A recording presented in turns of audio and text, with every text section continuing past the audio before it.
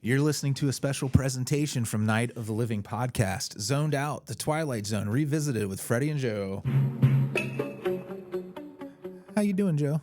I'm doing great, Freddy. How are you doing? I'm pretty good. All right. Joe kindly sent us, when we're recording this, fourth wall break again, it's not quite the end of the holiday season, and Joe sent us this really nice box of candy and sweets, and it was really thoughtful. Thank you. It's my pleasure. I love sharing that stuff because for all who are not sugar eaters or can't eat sugar or don't want to eat sugar, it's a company we are not being underwritten or promoted by, Chalk Zero, CHOCZERO.com. I love them. They're based in California. They only use monk fruit for their sweetener. It's really interesting stuff. Like, it's good, and it's something that like I kind of got a little bit, like I had to get used to it a little bit. The first couple of I'm like, well, what is that exactly? But it's monk fruit. It's not like a sometimes you eat a sugar substitute in a chocolate or something and you're like, ugh. And this tastes like chocolate. Yeah. It's just like, it's weird. It's crazy. Yeah, it's good. It is like, it is slightly an acquired taste, but it's one of those things where it's not a bad thing. Yeah. It's just different. Like when you first taste it. It's a little different. Yeah. It's not the sugar. It's but it's still, it satisfies something very deep inside of me. And we're honest because, again, it's not like a sponsorship or anything. It's just a nice thing that Joe did. Right. Speaking of sponsorships, we're talking about the Rip Van Winkle Caper. And this is, I don't know if this is the last episode brought to you by Oasis cigarettes with menthol mist, but it certainly is one of them. But you know what? I got to tell you, Oasis, it's the softest puff. It is the softest puff. If you want soft flavor. It's an interesting way to express that. This aired April 21st, 1961. Second of 3 episodes, directed by Justice Addis. We already talked about the Odyssey of Flight 33, and we will talk about No Time Like the Past in the future. If you want to know more about him, just check out our episode on the Odyssey of Flight 33. It's written by Serling. This one, Farwell is the leader of this group of train robbers, basically, right? Didn't they steal the gold from a train? Yes. They blew up the tracks, as DeCruz says. Yeah, so these are like 1960s train robbers, which was kind of a fun thing. And they now have all this gold. This is the first of 3 appearances playing Farwell by Oscar Baregi Jr., who's going to come back in Death's Head Revisited and Mute. He was born in Hungary, and he played, I guess, because he kind of had that Eastern European vibe. They would cast him as a lot of villains, like educated, sophisticated villains, like James Bond type villains. He was in the Untouchables TV series. But he did, like, he is a familiar face to a lot of people who watched TV in the 60s and in film. So you might recognize him. He didn't start acting till he was 40. Wow. He's very much has that look of, if you've seen anything with Death, I thought we'd already done that for some reason in my brain, but I'm very used to that episode. It's a good one, and he's very distinctive in that role. Yeah, that one's, he plays like a Nazi, right? Like where he's returning to the concentration camp. That's a pretty intense episode. It is. That's probably why you feel like you just watched it, because it sticks with you more than a lot of them do. Totally. I think. We have DeCruz, who is Farwell's most vocal lackey. This is Simon Oakland. I love Simon Oakland. He's an interesting guy. I know him because of Kolchak the Night Stalker. He was Vincenzo. He was the editor of the Las Vegas Daily Times where Kolchak worked, and he's always like, "You mean to tell me there's a vampire living?" You know what I mean? Like, he's always asking, just challenging Kolchak, and it's hilarious. Chewing the scenery for exposition. Yeah, and I think he might have also been one of those actors that maybe started later in life, but I'm not sure about that. But he was also the doctor at the end of Psycho, who's helping to evaluate Norman Bates. Oh yeah, yeah. He was a concert violinist before he was an actor, and then he got into he was in West Side Story, and he had some other roles, like breakout roles, where they were like, "We want him." People started hiring him like crazy. Brooks. This is the second of 3 appearances by Lou Gallo. He was in The Hitchhiker. I think he was the mechanic that helps her with her car, if I remember right. He's got a real creepy look, like in this one. I'll point it out when we get there. But there's this one moment where I'm kind of like, "Ooh, he looks bad, man." I'm interested to see which moment you're talking about. Yeah. He was also in On Thursday We Leave for Home, which we haven't gotten to yet. Irby turns to Bones. He was a criminal, and then he ends up being Bones. Sadly, not much to do for Irby. But poor Irby. Irby went bananas. This is the first of 2 appearances by John Mitchum. He's going to come back in Mr. Garrity in the Graves, which, if I remember, is another Western episode. But he's the brother of Robert Mitchum. Oh, interesting. He was a character actor. He was in. He played heavies. Again, like most of these guys in this episode, Literally heavies, because he's got the chubby cheeks face. He's more of I think he's more of just a thug kind of character actor. Gotcha. But here's the thing: he was in 58 films, but he was a musician and a poet too. So see, sweet inside. He actually collaborated with Dan Blocker on Our Land, Our Heritage, and America, Why I Love Her. If you're into classic patriotic music, he won a Grammy, or I'm sorry, he was nominated for a Grammy for that one. Wow. Yeah, he has an autobiography called "Them Ornery Mitchum Boys." It sounds like what's the joke about Kevin Bacon, grown up bacon? Oh yeah. What was it? Spoof. Yeah, he wrote, his book was something like Kevin Bacon's memoir, right? Yeah. Yeah. I think SNL did a spoof of it though, where they were like "grown up bacon" or something. I don't know. It was like a medley of songs or something. It's also, his name's Bacon, which is always a little funny inherently. Now the thing that John Mitchum is best known for is he played Frank DiGiorgio, who was Dirty Harry's partner in the Dirty Harry movies. Oh. I don't know if that clicked for anybody when they were watching this episode, but that's him. And also F Troop. If you watch syndicated comedy, he wasn't on F Troop yet because it hadn't come out just yet when this episode was out. But later on, 65, F Troop comes out, and he was Private Hoffenmuller. He only speaks German, but that was a comedy series. If you've never Gotcha. seen it, it's one of those things that was on probably Nick at Night or syndication. On the weekends. George, this guy doesn't turn up until the 3rd act. He's the motorist character. Oh yeah. Yes. This is the first of 3 appearances from Wallace Rooney. He's going to return in Young Man's Fancy and In His Image. But he's best known probably to horror fans because he was the bishop in The Exorcist who approves the exorcism, right? So that's something. And then his wife, the one who plays his wife, is Shirley O'Hara, and she's going to come back in the episode On Thursday We Leave for Home, along with Brooks, Lou Gallo. They're both in that episode together. Nice. In the future. The vehicle you see at the end of the episode is another prop borrowed from Forbidden Planet. I was going to say, like, the late 50s, early 60s vehicles are some of my favorite because you're just like, that looks like it shouldn't even move. It probably didn't. It's like the futuristic vehicle is. Yeah. You know who drove it in Forbidden Planet? It's Robbie the Robot's car. Oh, of course. And I think that's why the I don't know if you call it the cockpit is so, it's kind of the strange proportions. It's weird, and it looks like they have no doors or anything. Like, how do you even stay in the thing? Yeah. But I would guess if you're Robbie the Robot, you just kind of, magnetize yourself to the bottom of the car and go.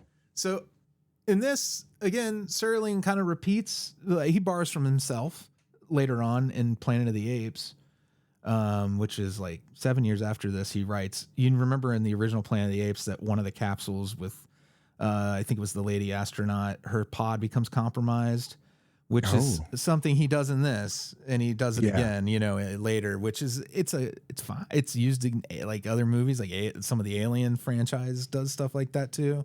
Yeah. This idea that you're trusting a suspended animation not to go wrong. I love that. And I presume that maybe he created that whole we might owe that entire trope to Rod Serling. I think, I'm not sure, but That's kind of awesome. yeah. If someone knows better, let me know. And the truck. One last thing: the truck that almost ran over Cliff Robertson 100 yards over the rim is the same truck they're using to haul the gold to the hideout. Oh, interesting. Yeah. Is that like a company truck or something then? I don't know. I maybe the studio owned it. Or it's like an Easter egg for only people who are paying attention of like, did you see the same truck in the same episode? I didn't catch that on my own. I should say, like, I do a lot of research on these episodes, and other people who are much more perceptive than me caught that. So I don't want you to think I'm an eagle-eyed viewer. I just thought it was interesting. I also wonder, is it a truck that MGM was using anyway in productions? And they're like, well, because from a financial standpoint, if you have a big box truck, wouldn't you want to, you use it on screen, off screen, you run it till the wheels run off of it, probably, right? Right. And who's going to be paying attention that much unless you're obsessing about a show that, A huge nerd like me. Yeah. right? Like us. Yeah. I find it fascinating how thrifty Twilight Zone could be, with props and stuff. Smart with it. Yeah, really.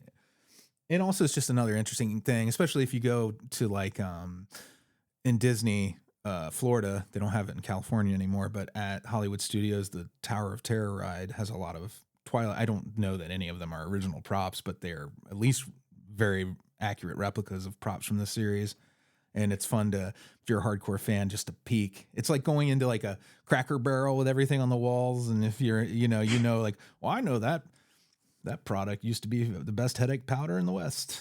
Yeah. And it's the same idea, only it's a dummy. It's the dummy from the dummy episode, Also gave me the runs, but I guess that's why they replaced it. Squirtingly. Oh man. Did you want to get into the nitty gritty on this one, Joe? I do. I want to get into the nitty and the gritty. All right, man. Go for it. Okay. So we open up on four men, two driving the truck, the aforementioned truck, and two in a car. And they're driving through a desert to a rocky area. And there's a sinister music playing in the background, so we know they're up to no good. Like they're not good people. They start kind of congratulating each other, and we find out that they stole $1 million in gold bullion in what? It's like 1961 money. So, so 10 be over 10 a now, lot more. Right? I think it would be, I'll find out for you. It was a 1 million in gold. Yeah. 1 million in gold, which again, more than just inflation, like gold has gone crazy up in value. So, so it's clear there's a little infighting between a couple of them, specifically between Brooks and DeCruz. DeCruz, as we get introduced to him in just a second, they're all kind of introduced at one point of their specialties in this heist. And so we see them soon in a cave, and Farwell, who's the leader, kind of the mastermind, the brains of the outfit, is waxing poetic about the final step of their heist. And before this, they had kind of unloaded the truck, and DeCruz was assigned to destroy the vehicles. And DeCruz is the one who's like expressing some hesitation about the plan. And so I actually kept this kind of snippet of dialogue here because it kind of sums everything up really well. Oh, and Joe, also, real quick, 60 million. 60 million. Give or take, yeah. That's how a much lot the gold between four people. Yeah. So DeCruz is expressing some hesitation, and he's kind of describing this, and they're like, well, what's your problem with this? And he's like, he goes, that's what we are, 4 Rip Van Winkles. I'm not sure. And Farwell goes, what are you not sure of, Mr. DeCruz? And DeCruz says, just lying down in one of these glass caskets and getting put to sleep. I like to know what I'm doing.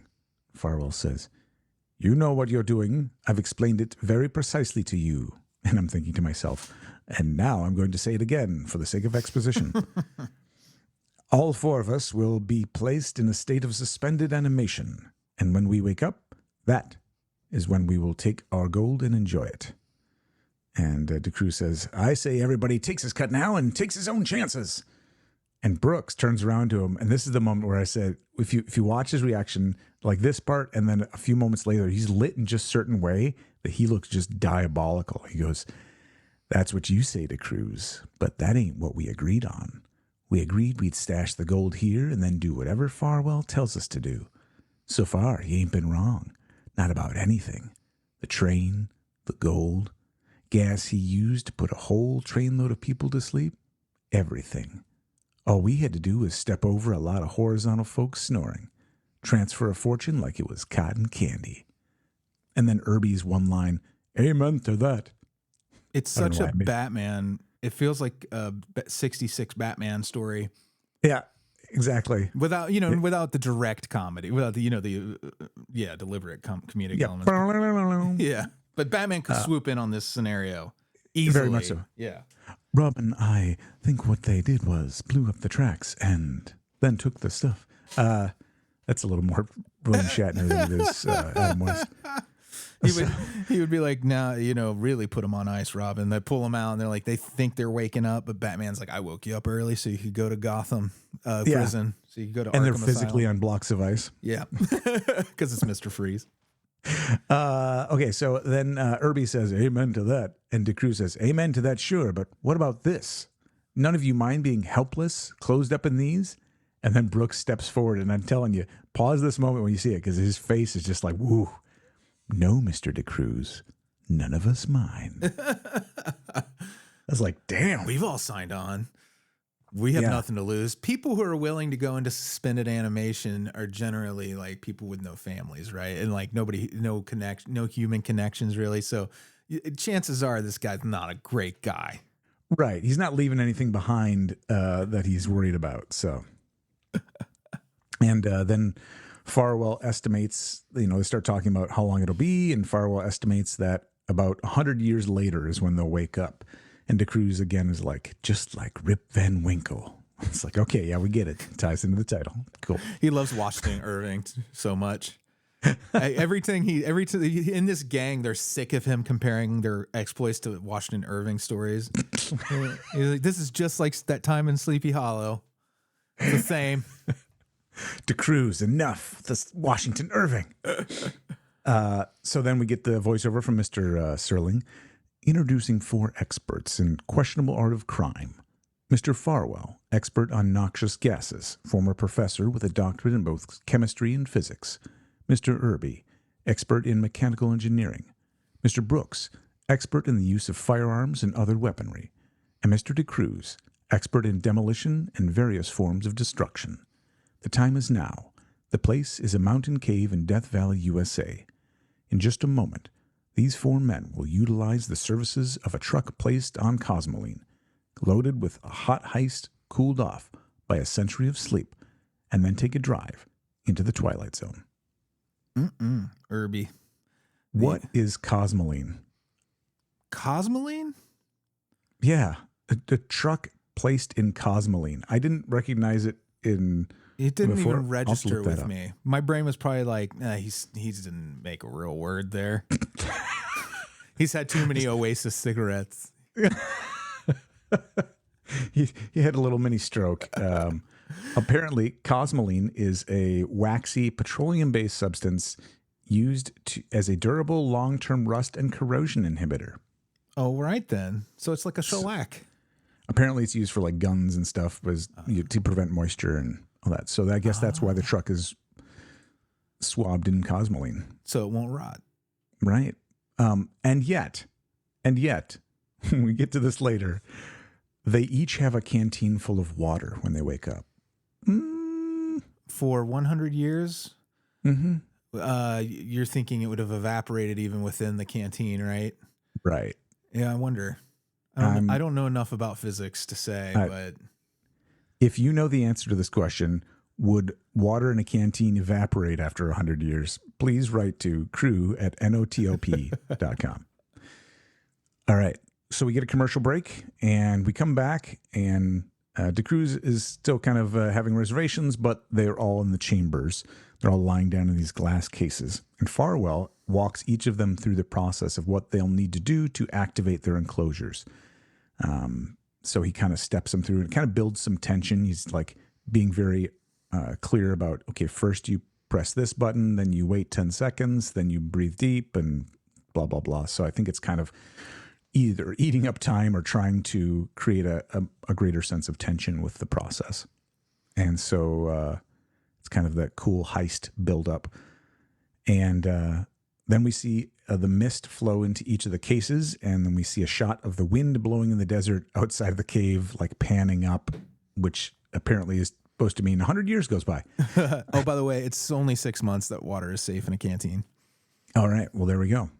So we'll skip over that. Convenient fact. We see Farwell open up first, and DeCruz wakes up, and they all kind of get up, and first they think the process didn't work because they didn't grow beards, and DeCruz is like, we didn't age, we didn't get, and Farwell's like, we were in suspended animation, dummy. Like, what do you think? It feels like he seems kind of also taken. He knows why, but he also seems taken off guard at first, like Farwell does. Like that they haven't grown beards, and then he's like realizes it, which is kind of interesting. Like when I feel like there's a lot of like prep that things that should have been addressed before they got into the caskets off screen, you know, that like, but you need dialogue and you need some conflict. It's another place to have it. Right. And it's just one more way. And I think, you know, you could say he's just kind of waking up, or, you know, whatever, shaking off the fog. So they go. And Farwell's still not convinced. Not Farwell. DeCruz still isn't convinced. So he goes to the door, and they kind of have this hoist system to open up, which looks like a cave. So they must put a ton of planning into this.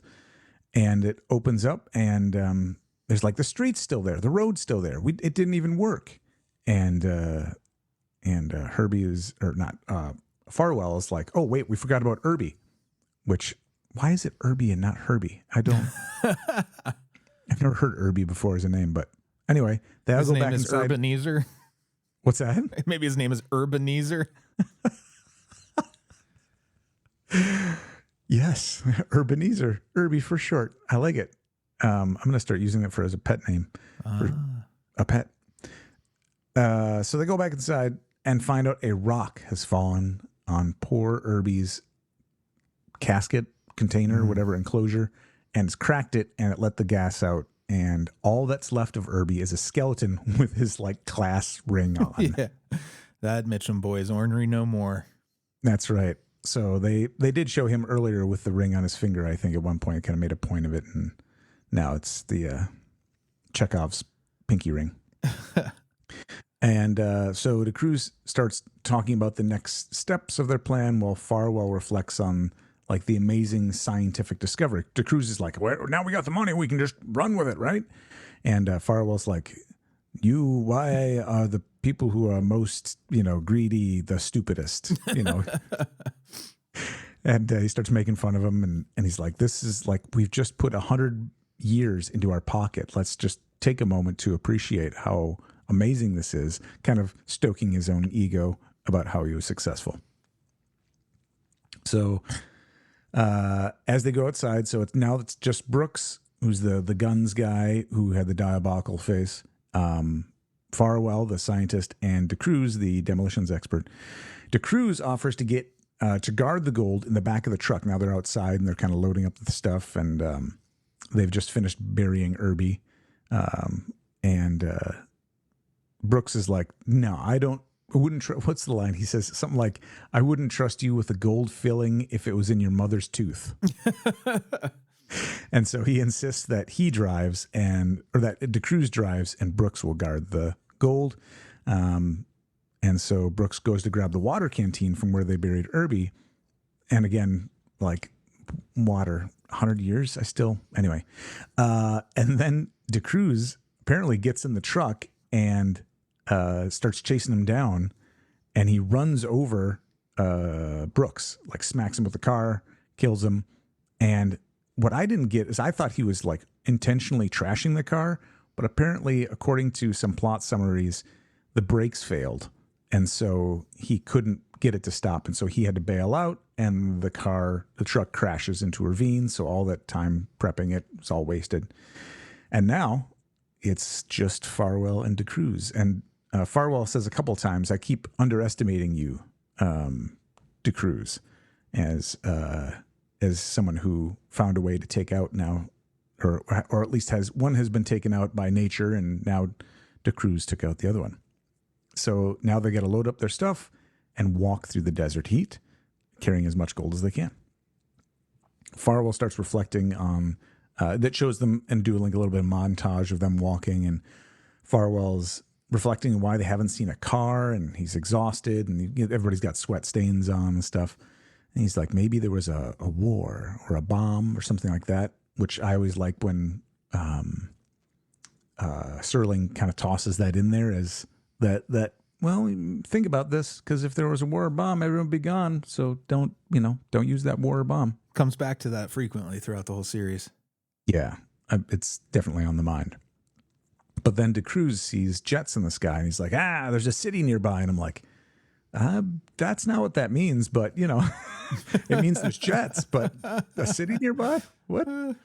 Anyway, so they expected to be a city nearby. It was 28 miles from where they were starting out, and it's clear Farwell's like suffering from exhaustion, and they're not doing well. So as they continue along, Farwell discovers that as they're pausing there, as he's kind of musing, DeCruz takes out his canteen and takes a drink, and Farwell reaches for his canteen, but they show that he doesn't have it, and he thinks that maybe he left it back the last time they stopped, which, if you're out in the desert, the one thing you make sure you got, you'd think, is your water bottle, but You'd think so.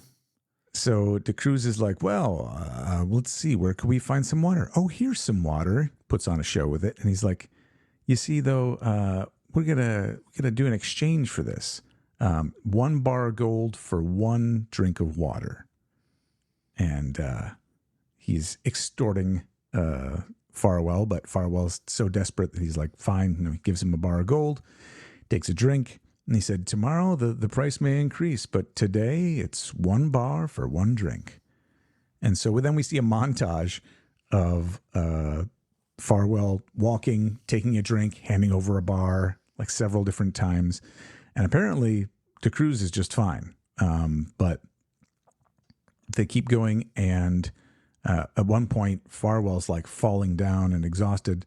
Then they basically show that it was another day, and DeCruz is like, we got to pick up the pace. And Farwell's like, just totally wiped and exhausted. And he's like, DeCruz is like, you got a good night's sleep. How come you're not doing better? And he's like, please, water, please. He's like, well, the thing is, today the price has gone up. So now it's 2 bars for 1 swallow. And Farwell's like getting mad, and he dumps out his bag, and he's got like 3 bars left. And then he goes and as DeCruz hands him the bottle, he starts laughing, and then he kind of leans down, and Farwell is like kind of your vacuum is betraying you, isn't it? Going, that stop happens vacuum. to me all the time.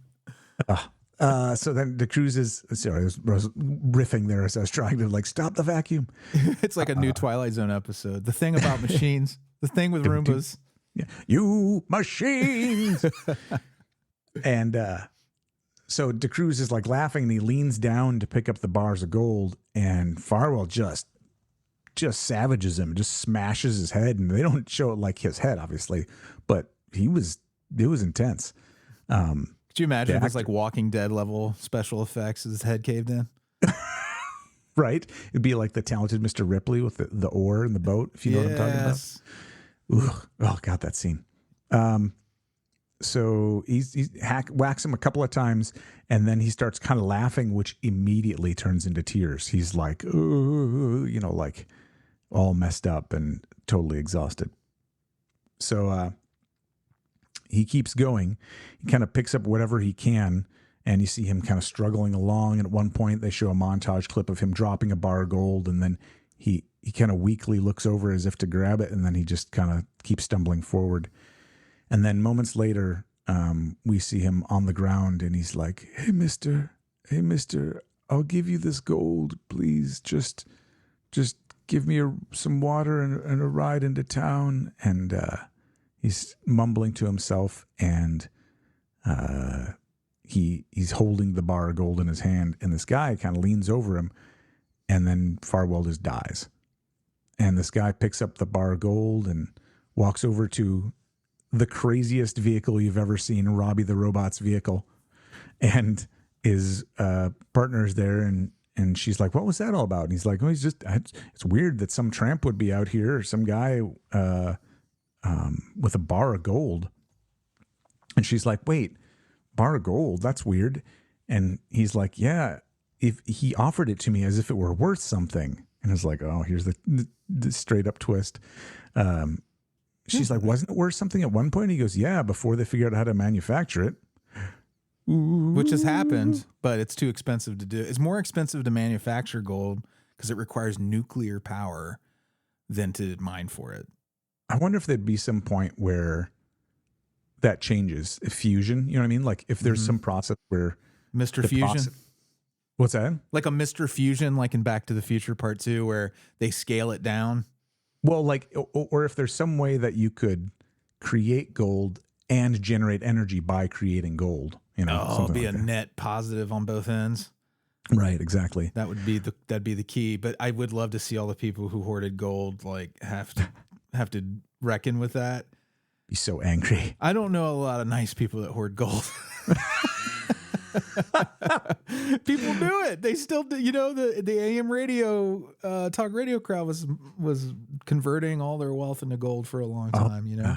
Well, you know, that's still a thing. Like people, they're like, well, gold is constant. It's like, no, it's not constant. Show them this. It has gone up in value, but like it's because people always, when they freak out, you'll see gold rise. Anyway. By the way, the guy's name is George, and I was wondering if this was like the Jetsons related at all, because it was the next year that Jetsons came out. Oh, really? Yeah, and you think about the Jetsons, they have that goofy ass car too. Oh yeah, they fly around and. Yeah. If her name was Judy, yeah. We never find out George's wife's name. Oh yeah, in this one, interesting. Maybe it's George Jetson. This is a crossover, early crossover with the Jetsons. Yeah, she's just listed as George's wife. Weird. And then we get Mr. Serling's voiceover.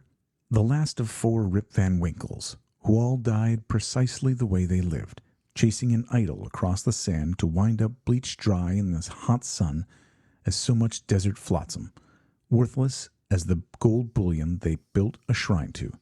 Tonight's lesson in the Twilight Zone. It's a good one. It's a good one. Yeah, it's not one of my favorites. Yeah. But I do love the comeuppance at the end. I find that deep. Yeah, it's kind of an interesting, you know, play on the heist thing of like, well, kind of was all for nothing.